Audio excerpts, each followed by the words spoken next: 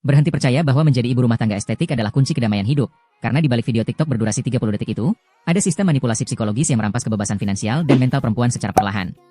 Di balik keindahan roti yang baru dipanggang, gaun linen yang anggun, dan dapur bergaya vintage, tersimpan sebuah fenomena sosial modern yang sedang menjebak jutaan wanita muda kembali ke era kegelapan psikologis tanpa mereka sadari. Kita sering melihatnya di FYP kita, seorang wanita cantik dengan rambut tertata sempurna, memakai gaun bunga-bunga vintage yang anggun, menguleni adonan roti dari awal, membuat mentega sendiri, dan membersihkan rumah besar yang tampak tanpa debu.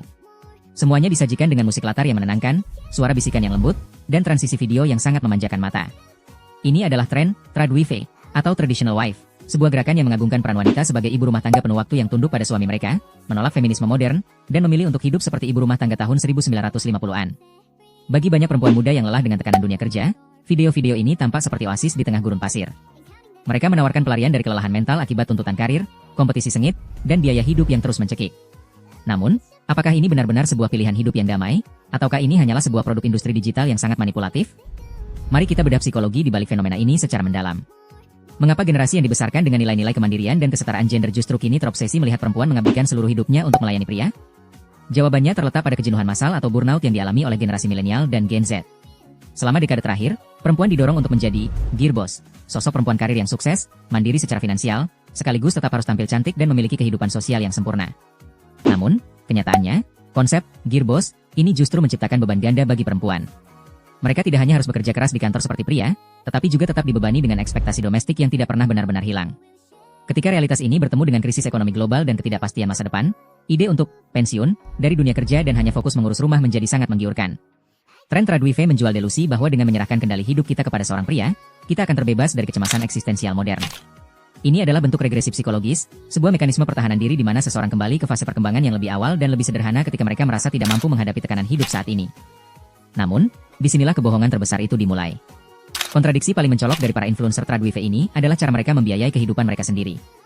Mereka mempromosikan gaya hidup anti kapitalis, anti kerja, dan mengklaim bahwa kebahagiaan sejati perempuan adalah di dapur.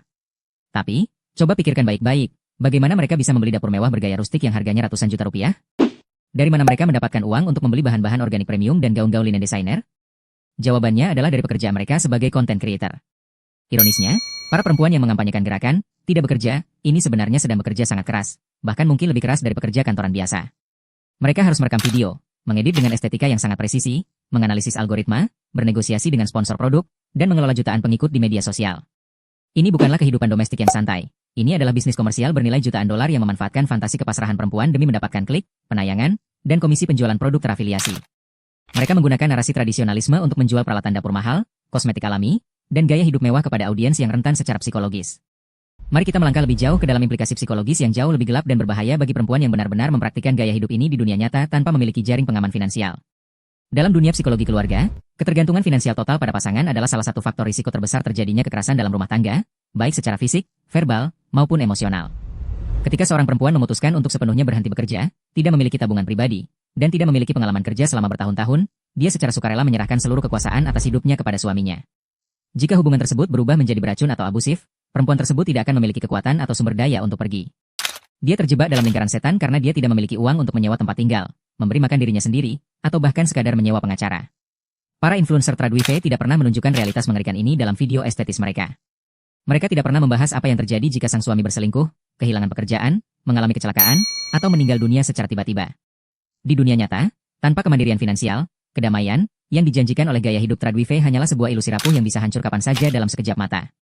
Selain itu, tren ini juga menciptakan standar kecantikan dan performa domestik baru yang sangat beracun dan mustahil untuk dicapai oleh perempuan biasa. Dulu, media sosial menuntut perempuan untuk sukses di kantor. Kini, tren Tradwife menuntut perempuan untuk menjadi koki bintang 5, dekorator interior profesional, ibu yang selalu sabar, sekaligus istri yang selalu tampil cantik tanpa celah di rumah mereka sendiri. Kita disajikan dengan standar bahwa rumah yang bersih dan makanan yang dibuat dari nol adalah ukuran utama dari nilai diri seorang perempuan.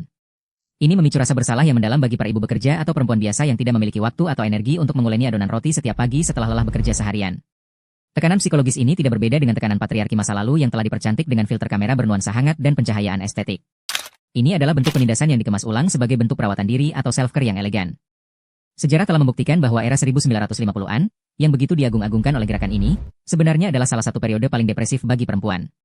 Pada masa itu, terjadi epidemi tersembunyi di mana jutaan ibu rumah tangga di Amerika dan Eropa ketergantungan pada obat penenang dosis tinggi, yang dikenal sebagai Mother as Little Helper, hanya untuk bisa bertahan menjalani rutinitas domestik yang monoton dan mengisolasi secara sosial.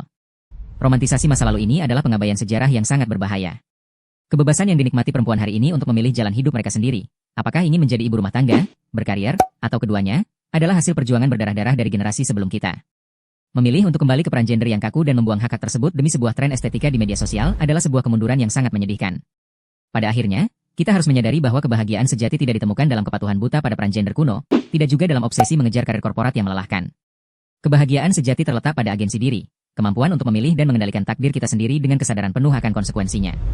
Menjadi ibu rumah tangga adalah pekerjaan yang sangat mulia dan berharga, tetapi ia harus dipilih dari posisi kekuatan dan kebebasan, bukan dari posisi ketakutan, keputusasaan, atau sekadar ikut-ikutan tren estetika yang manipulatif. Kita harus belajar melihat melampaui filter kamera dan melodi musik yang menenangkan di layar ponsel kita. Di balik setiap video estetik yang kita tonton, ada realitas kehidupan nyata yang membutuhkan akal sehat, perlindungan hukum, dan kemandirian mental. Jika kamu terkejut dengan fakta bagaimana media sosial memanipulasi psikologi perempuan demi keuntungan bisnis seperti ini, kamu wajib menonton video kami yang lain tentang bagaimana standar kecantikan modern sengaja dirancang untuk membuat perempuan merasa selalu kekurangan dan terus menghabiskan uang demi produk yang tidak mereka butuhkan.